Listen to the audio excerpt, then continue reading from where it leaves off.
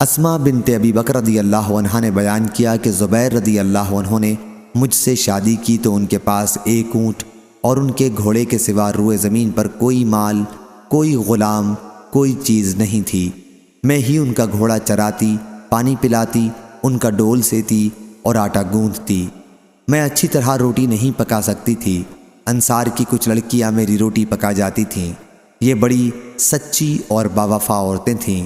زبیر رضی اللہ عنہ کی وہ زمین جو رسول اللہ صلی اللہ علیہ وسلم نے انہیں دی تھی، اس سے میں اپنے سر پر کھجور کی گٹھلیاں گھر لایا کرتی تھی۔ یہ زمین میرے گھر سے 2 میل دور تھی۔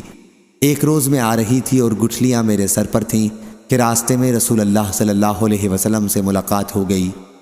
حضرت صلی اللہ علیہ وسلم کے ساتھ قبیلہ انصار کے کئی آدمی تھے۔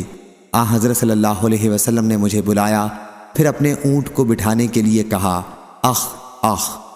حضرت صلی اللہ علیہ وسلم چاہتے تھے کہ مجھے اپنی سواری پر اپنے پیچھے سوار کر لیں، لیکن مجھے مردوں کے ساتھ چلنے میں شرم آئی اور زبیر رضی اللہ عنہ کی غیرت کا بھی خیال آیا۔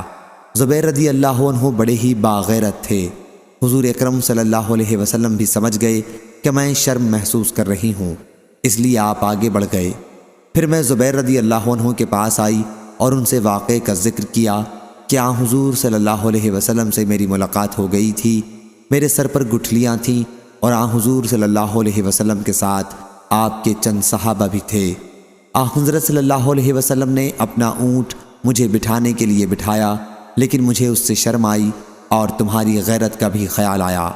اس پر زبیر رضی اللہ عنہ نے کہا کہ اللہ کی قسم، مجھ کو تو اس سے بڑا رنج ہوا کہ تو گٹھلیاں لانے کے لیے نکلے۔ اگر تو حضرت صلی اللہ علیہ وسلم کے ساتھ سوار ہو جاتی تو اتنی غیرت کی بات نہ تھی، کیونکہ اسما رضی اللہ عنہا آپ کی سالی اور بھاوج دونوں ہوتی تھیں۔